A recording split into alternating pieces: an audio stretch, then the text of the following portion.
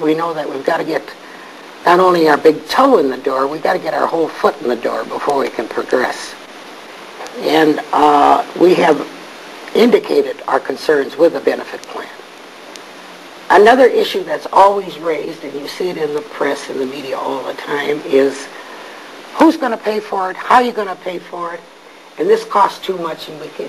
Yeah. And there's always either the budget or a crisis or a depression, and this has been going on for a lot of years because I've been fooling with this for a lot of years.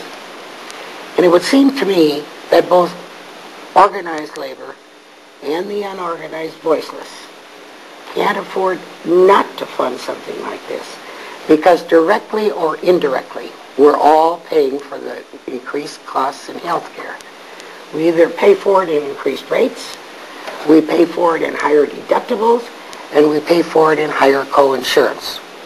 With these past hearings, we've heard something about the genetic profiles. Is that part of that legislation? Or? No, this is not. There is an interesting subcommittee that's been set up in the House, which would like to update itself on genetic testing and its impact on the workforce.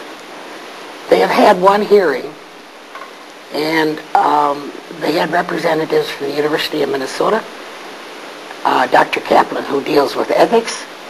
They had a doctor from the Minnesota Department of Health, and myself, who testified, and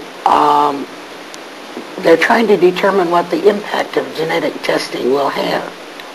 Labor's concern is that it may be used as a cop-out to having a safe workplace.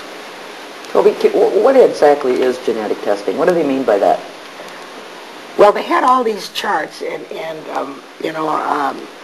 I was totally ignorant on what's happening with genetic testing, and I went to Webster's Dictionary and read the definition, and I didn't know any more after I read the definition than before I went into it.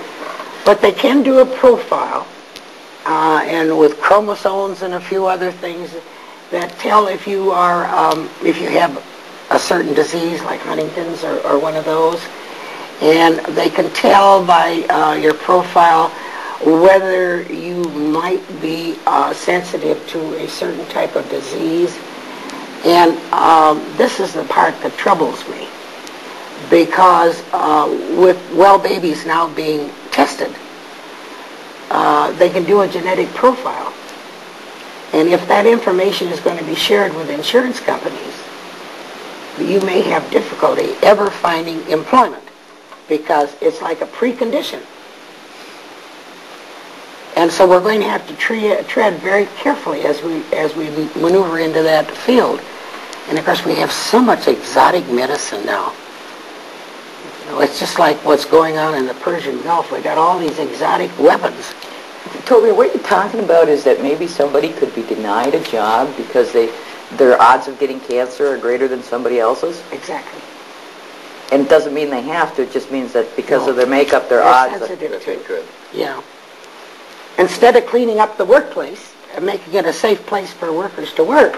So they wouldn't be exposed to the chemicals that cause... That's right. You know, speaking of workplace, I'm looking over all the different things that you're involved with.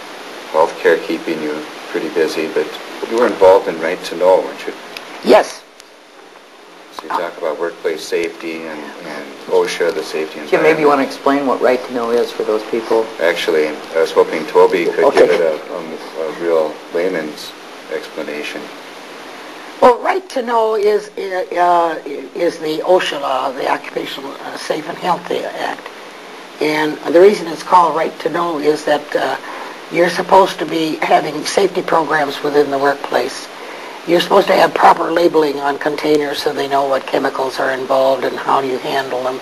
They're supposed to, under the OSHA law, the Right to Know, they're supposed to have training sessions for their workers. And several years ago, we tightened up the state laws. As a matter of fact, the OSHA law, the Right to Know law in Minnesota, is tougher than the federal law. And in Minnesota, the Department of Labor and Industry was doing an excellent job in monitoring and enforcing. And because of that, the feds came in and said, that our law could take precedence over the federal law in the state of Minnesota. The only problem is that we've never been able to properly fund the number of That was my next question. the number of safety inspectors. As a matter of fact, 25 years ago, my husband testified at the state capitol about safety inspectors. And he made a statement then, which is just as true today, that we have more game wardens in the state of Minnesota than we do safety inspectors. You know, Toby, I want to come back to this. We're going to take a quick break, and then we'll follow up on that. I have some questions on that. So we'll take a quick break. Unions and you. Local 70 is statewide local whose membership is comprised of workers in both the public and private sectors throughout the state of Minnesota. Local 70's membership covers collective bargaining agreements with bakeries, breweries, colleges, hotels, hospitals, municipalities, privately owned buildings, and school districts. Local 70's members include maintenance engineers, operating engineers, mechanical and computer technicians, secretaries, bookkeepers, clerks, cooks, bakers, educational assistants, custodians, janitors, bus drivers, mechanics, heavy-duty operators, truck drivers, material handlers, park rangers, water and wastewater operators, librarians, just to mention a few.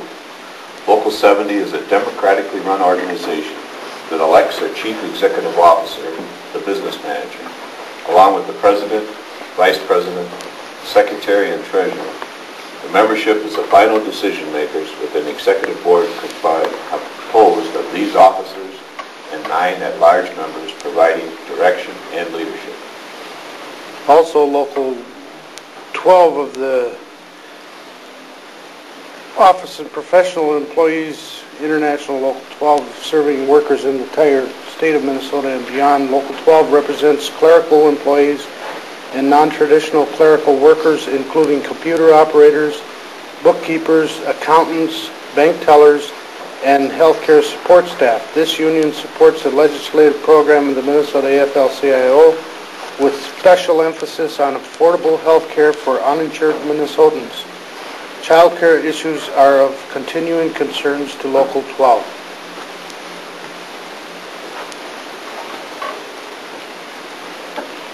Okay, we're back. Toby, just before the break, we were talking about right to know and OSHA not having enough inspectors to do the job. We've had OSHA on the show back when we did the radio show probably 2 or 3 times, and that's exactly what they were talking about in terms of violations, trying to keep up with any kind of inspections. It seems like that's the first department that takes cuts. Can you talk about that a little bit? Well, the Department of Labor and Industry has had difficulty getting up to a proper component ever since its inception. And the problems with not having enough inspectors is that they only get there after the fact. If somebody gets killed on a construction job or something like that. And I don't think the public really knows that OSHA is responsible for safety within the entire workplace. And accidents and illness occur not only on the at construction sites, but all over private industry.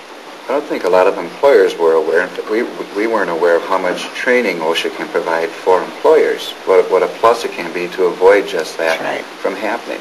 They look at them more as a penalizing institution, whereas they do a tremendous amount of training. Now, I don't know if they can continue to do that with the budget cuts that I hear that are coming, but this would seem to me to be preventative. I think that's what a good portion of OSHA was all about, preventative. And I think Jim's right. I think there's a number of employers who do not intend to injure their workers, who actually don't know what they're doing.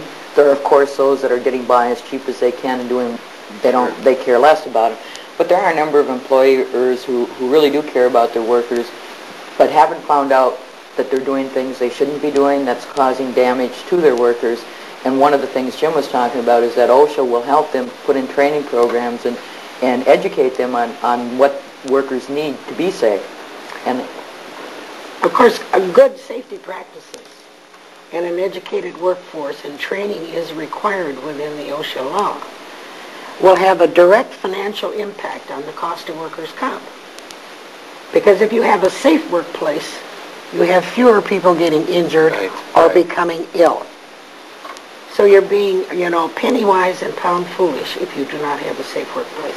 Toby, maybe you can talk a little bit about what specific rights workers have under the right to know legislation? Well, they have a right to a safety committee to make a tour. They have a right to make complaints. They have a right to protection in the event they make a complaint that the employer won't terminate. What if I don't know what's in something? How do I make a complaint? How do I even know I'm supposed to make a complaint? Well, there is the